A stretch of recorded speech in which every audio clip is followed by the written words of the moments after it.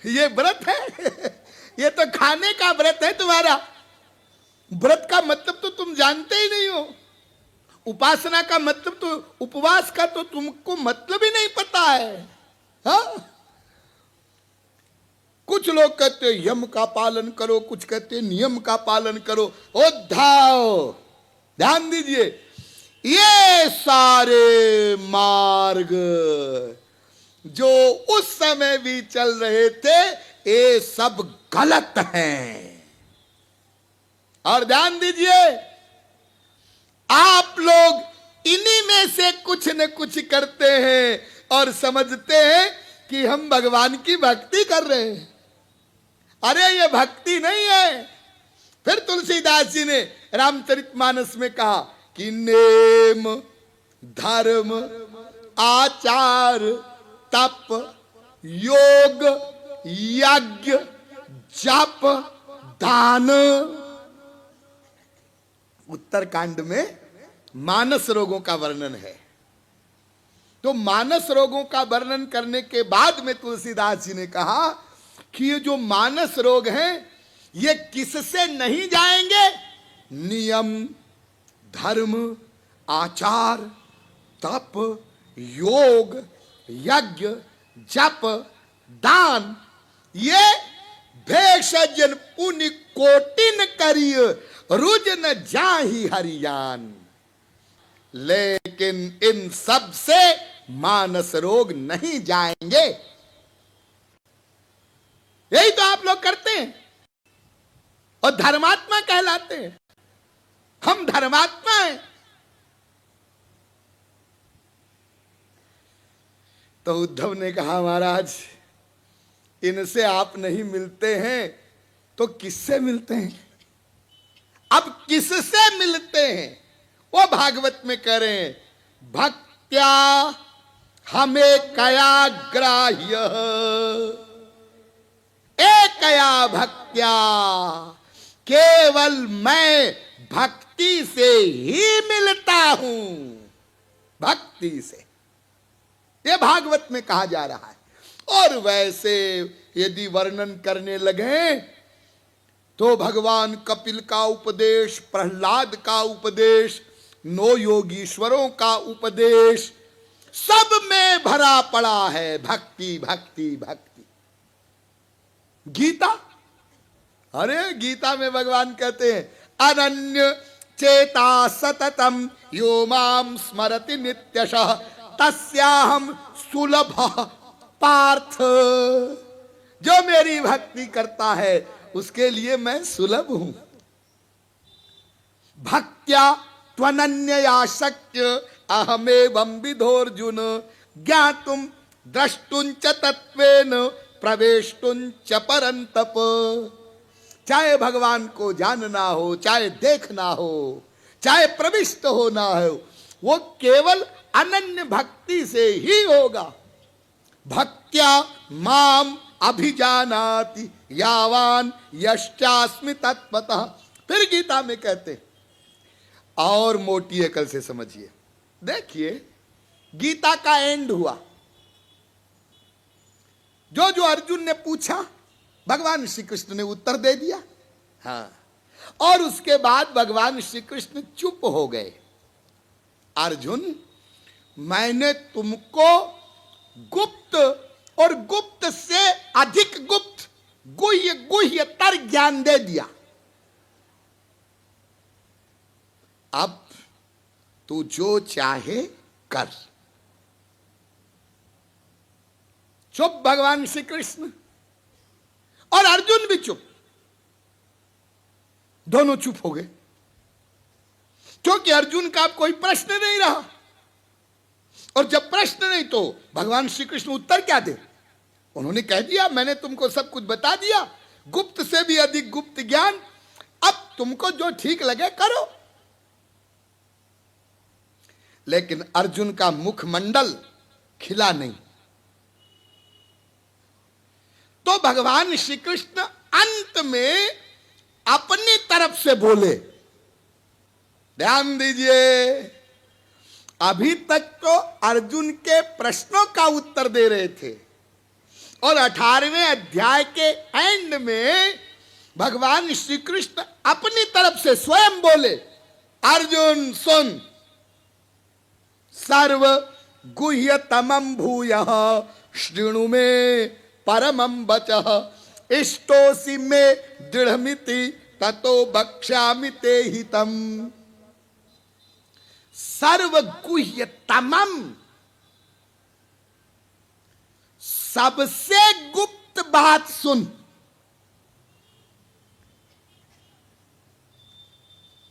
गुह्य माने गुप्त, गुह्यतर माने और अधिक गुप्त, और गुह्यतमम माने सबसे गुप्त। जैसे अंग्रेजी में 3 शब्द होते हैं ना, गुड, बेटर, बेस्ट। गुड माने अच्छा, बेटर माने 2 में अच्छा, और बेस्ट माने और सुपरलेटिव डिग्री है, सबसे अच्छा, द बेस्ट। तो श्री कृष्ण कहते हैं अब तू गुह्यतमम, सबसे गुप्त बात सुन, और उसमें भी पहले लगा दिया सर्व, सर्व गुह्यतमम, सबसे गुप्त। मैं सबको नहीं बताता, लेकिन इष्टोसि में तू मेरा प्रिय है, इसलिए तुमको बता रहा हूं। अर्जुन होशियार होके बैठ गया, अब क्या बताने जा रहे हैं? क्या महाराज? मन्मना भव मद भक्तो मद्याजी माम नमस्कुरु। अरे अभी तक जो खोपड़ा भंजन तुमने किया, पूछा, मैंने बताया, सब भूल जा। हाँ तो महाराज इतना लंबा लेक्चर क्यों दिया? इसलिए क्योंकि तुमने पूछा, इसलिए दिया, लेकिन अब भूल जा और तू मेरा भक्त बन, भक्त बन। ये धर्म अधर्म ज्ञान योग सर्वधर्मान परित्यज्य माम एकम शरणम व्रज। धर्म को छोड़, अधर्म को छोड़, मेरी ही शरण में आ जा, तो हम त्वाम सर्व पापेभ्यो मोक्षयिष्यामि। मैं पाप पुण्य दोनों का फल देने वाला मैं हूं, दोनों से मुक्त कर दूंगा। मां शुचः, मत सोच, मत सोच। जब भगवान श्री कृष्ण ने यह कहा तब अर्जुन का मुखमंडल खिला। अच्छा ये बात है, तो जब पाप पुण्य कुछ लगना ही नहीं है तो बाढ़ में जाए, क्या बात है। घंटी उठाया अर्जुन ने और भगवान श्री कृष्ण से कहा, बताइए किस पर बाण चलाऊं, अपने बाप को मार दूं? हाँ?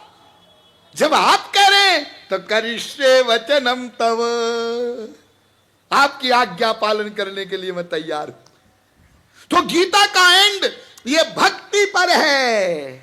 और रामचरितमानस, आप लोग तो उसके प्रेमी है ही हैं। तुलसीदास जी ने तो रामचरितमानस में भक्ति तत्व का ऐसा वर्णन किया है, ऐसा वर्णन किया है, गांव का गंवार भी समझ जाए। शिव अज शुक सनकादिक नारद, देखो बड़े बड़े बड़ों बड़ों के नाम गिना रहे। शिव आज, शिव आज माने ब्रह्मा, शुक और सनकादिक नारद, और जे मुनि ब्रह्म विचार विशारद, सब कर मत खगनायक एहा। ये जो बड़े बड़े ब्रह्म विशारद हुए, सबका एक मत है, एक निर्णय है, एक डिसीजन है। क्या? करिय राम पद पंकज नेहा।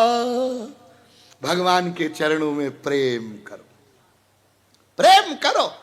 और सखा परम परमारथ एहू, मन क्रम बचन राम पद नेहू। यही परम परमार्थ है। और स्वार्थ साचू जीव कहे हा। और सच्चा स्वार्थ भी यही है, राम से प्रेम करे। और कोई भी हो साधक, देखिए कितनी क्लास गिना रहे हैं तुलसीदास जी।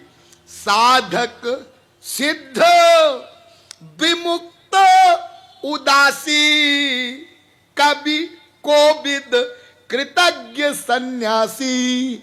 और जोगी शूर सुतापस ज्ञानी, धर्म निरत पंडित विज्ञानी। तरई न बिनु, तरई न बिनु से मम स्वामी। राम नमामि नमामि नमामि। कोई हो भक्ति के बिना काम नहीं चलेगा। जिमी थल बिनु जल रही न सकाही। और कोटि भांति को करई उपाई।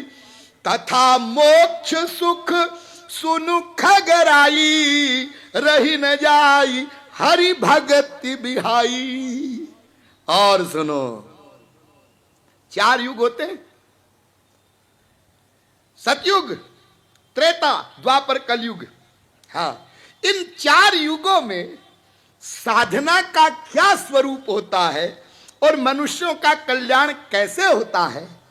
तुलसीदास जी कहते हैं, कृत युग सब जोगी विज्ञानी। सतयुग में ऐसा वातावरण होगा पृथ्वी पर, कृत युग सब जोगी विज्ञानी, योगी ज्ञानी होंगे। क्या वो सतयुग में योग और ज्ञान से भगवान को पा लेंगे, कल्याण कर लेंगे अपना? ना, योगी ज्ञानी होंगे लेकिन करी हरि ध्यान तरहि भव प्राणी। वो भी भक्ति करेंगे। देखिए, ईश्वर प्राप्ति का मार्ग एक है, भक्ति। हाँ, और कहे जाते हैं 3 मार्ग। पूरी बुद्धि लगाना, मार्ग एक है, कहे जाते हैं 3 मार्ग। हाँ, तो 3 मार्ग कौन से हैं? कर्म, ज्ञान और भक्ति। ये नहीं, कर्म योग, ज्ञान योग, भक्ति योग। तो कर्म योग किसको कहते हैं? जिस कर्म में भक्ति प्लस हो, यानी भक्ति करते हुए वर्णाश्रम धर्म का पालन करे, उसका नाम कर्म योग। और भक्ति करते हुए कर्म धर्म का पालन कोई करे तो वो निंदनीय नहीं है, वो वंदनीय है, वो कर्म योग बन गया। और इसी प्रकार से ज्ञान में प्लस हो गई तो बन गया ज्ञान योग, वो भी वंदनीय है, क्योंकि भक्ति प्लस हो गई। भक्ति से रहित जो कर्म है वो निंदनीय है, भक्ति से रहित जो ज्ञान है वो निंदनीय है, भक्ति से रहित जो योग है वो निंदनीय है। इसलिए तुलसीदास जी कहते हैं, योग कुयोग और ज्ञान अज्ञानू, जह नहीं राम प्रेम परिधानु। यदि भक्ति नहीं होगी साथ में तो योग कुयोग बन जाएगा, ज्ञान अज्ञान बन जाएगा। और जिस कर्म धर्म में भक्ति प्लस न हो तो सो सब कर्म धर्म जर जाऊ, जहन राम पद पंकज भाऊ। फिर वो कर्म धर्म बेकार है, वो जल जाए। अस्तु, भक्ति प्लस हो गई सतयुग में। कृत युग सब जोगी विज्ञानी, करी हरि ध्यान तरहि भव प्राणी। हाँ, अब त्रेता आ गया। त्रेता में क्या होगा जी? त्रेता में योगी ज्ञानी होंगे? नहीं नहीं नहीं, त्रेता में ये नहीं होगा। तो त्रेता में क्या करेंगे? त्रेता विविध यज्ञ नर करही, बड़े बड़े यज्ञ होंगे विभिन्न प्रकार के। हाँ, और वो कैसे तरेंगे? प्रभु ही समर्पी कर्म भव तरही। वो यज्ञादिक जो त्रेता युग में होंगे, उन कर्मों को वो भगवान श्री कृष्ण को समर्पित करके करेंगे, तब तरेंगे। यानी वहां भी भक्ति प्लस हो गई। हाँ, अब आ गया द्वापर। तो द्वापर में क्या होगा? द्वापर में सतयुग वाला भी नहीं होगा, त्रेता वाला भी नहीं होगा। तो द्वापर करी रघुपति पद पूजा, नर भव तरिय उपाय न दूजा। द्वापर में और दूसरा उपाय नहीं होगा। अरे महाराज, न हम सतयुग में है, न त्रेता में, न द्वापर में, हम कलयुग में बैठे। कलयुग वाले क्या करें? हाँ, तो कलयुग वाले लोग सुनो, यही कलिकाल न साधन दूजा, जोग यज्ञ जप तप व्रत पूजा, ये कलिकाल में नहीं होगा।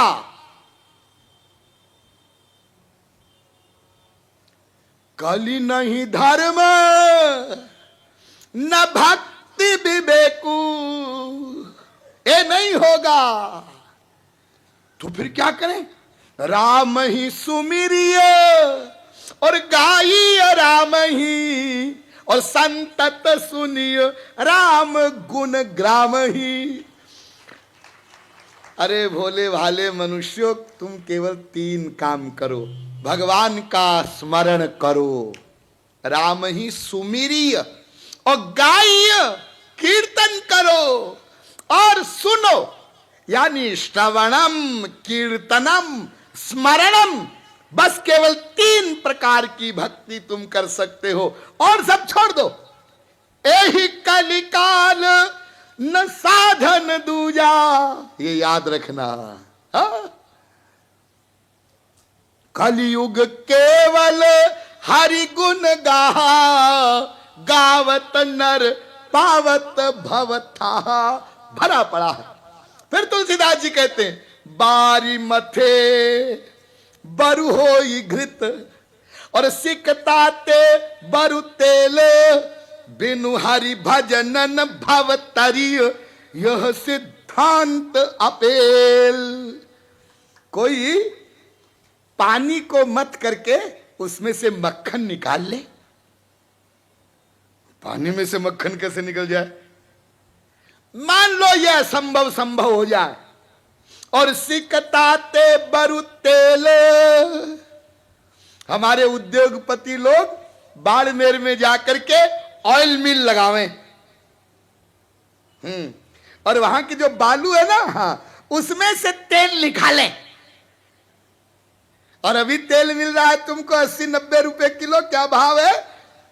तो जब बालू से निकलेगा तेल, तो फिर तो बाद में 10 रुपए किलो मिल जाएगा। हाँ, ये हो जा। अरे बालू में से तेल कैसे निकलेगा? मान लो ऐसा हो जाए, लेकिन बिनु हरि भजनन भव तरिय, यह सिद्धांत अपेल। बिना भगवान की भक्ति के भवसागर कोई नहीं तर सकता, यह काट्य सिद्धांत है। आप लोगों में से कोई व्यक्ति ये कह सकता है, अजी तुलसीदास जी तो स्वयं भक्त थे, इसलिए उन्होंने भक्ति की तारीफ किया। कोई और बड़ा शास्त्रज्ञ हो, उसने कहा हो भक्ति के बारे में ऐसा, तो हम माने? लो, हम आपको सबसे बड़े शास्त्रज्ञ की बात बताते हैं। हमारे सनातन वैदिक धर्म में सबसे बड़ा शास्त्रज्ञ कौन हुआ? वेद व्यास। उससे बड़ा कोई शास्त्रज्ञ नहीं। जिन्होंने वेदों का व्यास किया, इसलिए उनका नाम पड़ा वेद व्यास। वेदों का विभाग किया वेद व्यास ने। एक वेद था तो मंत्रों का वर्गीकरण कर दिया, अलग अलग बना दिए। तो तो मैं वेद व्यास बता रहा हूं, आलोड्य सर्वशास्त्राणि, मैंने सब शास्त्रों का जो औरों ने बनाए और मैंने बनाए उनका आलोड़न किया, यानी उनको मथा मथा और विचार्य च पुनः पुनः, और बार बार विचार किया। अच्छा, वेद व्यास जी ने विचार किया? हाँ, जबकि आप जानते होंगे कि ये वे ही वेद व्यास जी हैं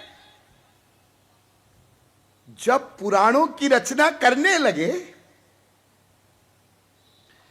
तो उन्होंने कहा कि भाई ये नहीं हो सकता कि मैं कागज पेन लेकर बैठूं और लिखूं, ये मैं नहीं कर सकता, तो मैं बोलता जाऊं और कोई लिखता जाए तो पुराणों की रचना हो सकती है। तो एक शक्ति गणेश जी महाराज आए। गणेश जी ने कहा ठीक है, आप बोलिए, हम लिखेंगे। मतलब वेद व्यास जी को कोई सोचना नहीं है, कोई विचार नहीं करना है, कोई आजकल के पंडितों की तरह कि एक दो श्लोक बनाने हैं तो पहले शब्द ढूंढो, फिर बाद में कौन सा अलंकार, कौन सा छंद और व्याकरण के नियम, और फिर भी गलत हो गई करेक्शन करो, फिर श्लोक बना। ऐसे नहीं, मैं बोलता जाऊं कोई लिखता जाए, लिखता चला जाए। तो गणेश जी ने कहा ठीक है वेद व्यास जी महाराज, हम लिखेंगे, आप बोलते जाइए, लेकिन हमारी एक शर्त है। क्या? आप बीच में रुकना नहीं, यदि रुक जाएंगे तो हम वहीं कलम छोड़ देंगे। बड़ी कड़ी शर्त। वेद व्यास जी ने सोचा भाई ये तो बड़ी कठिन शर्त है, मान लो कहीं कोई सोचने की बात आ ही जाए तो गणेश जी तो लिखना बंद कर देंगे, तो ये ग्रंथ तो अधूरे रह जाएंगे। तो वेद व्यास जी ने कहा गणेश जी को कि महाराज हमें आपकी शर्त मंजूर है, लेकिन हमारी भी एक शर्त है। तो गणेश जी ने कहा बोलो। हमारी ये शर्त है महाराज कि मैं जो बोलूं उसको आप समझ लेना तब लिखना।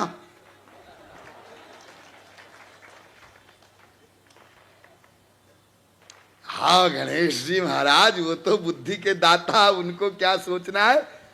तो इधर से ध्यान दीजिए, वेद व्यास जी बोलते चले जा रहे हैं, धारा प्रवाह, और गणेश जी समझते भी जा रहे हैं और लिखते भी जा रहे हैं। लेकिन बोलते बोलते वेद व्यास जी बीच में ऐसा श्लोक बोले, बड़ा टेढ़ा, उसको कूटश श्लोक कहते हैं, कूटश श्लोक, और उसका अर्थ ऐसा टेढ़ा कि गणेश जी को भी सोचना पड़ा अब की क्या बोले। और जितनी देर में गणेश जी सोचे उतनी देर में वेद व्यास जी अपना लैट्रिन बाथरूम जो उनको करना हो करके फिर आके बैठ जाए। ऐसी ऐसी पर्सनैलिटी हमारे यहां हुई है। तो वो वेद व्यास जी महाराज जिनको पुराणों की रचना करवाने के लिए कुछ सोचना नहीं पड़ा, वो कह रहे विचार्य च पुनः पुनः, मैंने सब शास्त्रों का मंथन किया है और मैंने बार बार विचार किया है, और विचार करने के बाद मैं कलयुग के मनुष्यों को बता रहा हूं, इदमेकम सुनिष्पन्नम ध्येयो नारायणो हरि। अरे मनुष्यों, इन ग्रंथों में कुछ नहीं लिखा है, सबका सार ये है कि तुम भगवान के चरणों में प्रेम कर लो, बस, और कुछ नहीं करना है तुमको। देखो वेद व्यास करे, अरे बड़े ब्रह्मानंदी भगवान शंकर वो कहते हैं उमा कहूं मैं अनुभव अपना, सत हरि भजन जगत सब सपना। भजन करो। त्रिसत्यस्य भक्तिरेव गरीयसी, भक्तिरेव गरीयसी। नारद जी कहते हैं मैं 3 बार प्रतिज्ञा पूर्वक कहता हूं भक्ति ही उपादेय है, भक्ति ही उपादेय। सूर मीरा कबीर नानक तुकाराम ये जितने महापुरुष हैं सबने भगवान से प्रेम ही तो किया है। कोई एग्जाम्पल बतावें आप कि प्रेम के बिना भगवान को किसी ने पाया हो? हा? अरे कुरान की अंतिम आयत यही है, कुरान की, मा खलक तल इंस व जिन्न इल्ला ले आवदून। खुदा से मोहब्बत करो, प्रेम करो। अस्तु भक्ति ही एकमात्र वो मार्ग है, वो साधन है जिसके द्वारा भगवान को पाया जा सकता है। स्वामी जी भक्ति किसको कहते हैं? हाँ, भक्ति क्या चीज है? वो भक्ति 2 प्रकार की होती है। वैसे तो फिर कभी आपके जयपुर नगर में आना हुआ तो 15 दिन का टाइम चाहिए जब कर्म ज्ञान भक्ति का सांगोपांग निरूपण हो। कम से कम 15 दिन चाहिए। अब जितना भी समय है समझ लो 2 प्रकार की भक्ति होती है। एक करने वाली भक्ति, एक मिलने वाली भक्ति। एक का नाम साधन भक्ति, एक का नाम सिद्ध भक्ति। सिद्ध भक्ति क्या होती है? भगवान की अनंत शक्तियों में सबसे प्राइवेट में अंतिम प्राइवेट जो पावर है, अंतिम पावर, उसका नाम भक्ति है, उसका नाम प्रेम है। वो सिद्ध प्रेम। वो सिद्ध प्रेम क्या होता है अभी नहीं पता चलेगा, वो जब मिलेगा तब पता चलेगा कैसा होता है। और कैसा होता है वो सिद्ध प्रेम, सिद्ध भक्ति? जब नारद जी से पूछा गया, नारद जी भक्ति के बहुत बड़े आचार्य हुए, तो नारद जी ने कहा अरे प्रेम के बारे में, सिद्ध भक्ति के बारे में मैं तुमको क्या बताऊं? अनिर्वचनीयम प्रेम स्वरूपम, नारद भक्ति सूत्र, वो अनिर्वचनीय है। फिर भी महाराज कुछ बताइए। यत् प्राप्य न किंचित वांछति न शोचति न द्वेष्टि न रमते नोत्साही भवति। जिसको प्राप्त कर लेने पर और कुछ नहीं चाहिए, न किंचित वांछति न शोचति, और कोई चिंता न रह जाए, न कुछ सोचना पड़े, न द्वेष्टि, किसी से द्वेष न रहे, न रमते, संसार के विषयों में किसी प्रकार का अट्रैक्शन न हो, नोत्साही भवति, संसारिक विषयों की प्राप्ति में कोई उत्साह न हो। यह लब्ध्वा पुमान सिद्धो भवति, अमृतो भवति, तृप्तो भवति, तत्प्राप्य तदेवावलोकयति, तदेव भाषयति, तदेव शृणोति, तदेव चिंतयति, यज्ञात्वा मत्तो भवति, सिद्धो भवति, आत्मा रामो भवति, गुणरहितम कामनारहितम प्रतिक्षण वर्धमानम अविच्छिन्नम सूक्ष्मतरम अनुभव स्वरूपम मूका स्वादनवत। कई नारद भक्ति सूत्रों में प्रेम के स्वरूप का वर्णन किया। लेकिन जो भक्ति मिलने वाली है उस पर विचार नहीं करना है, जो हमें करनी है उसका नाम है साधन भक्ति।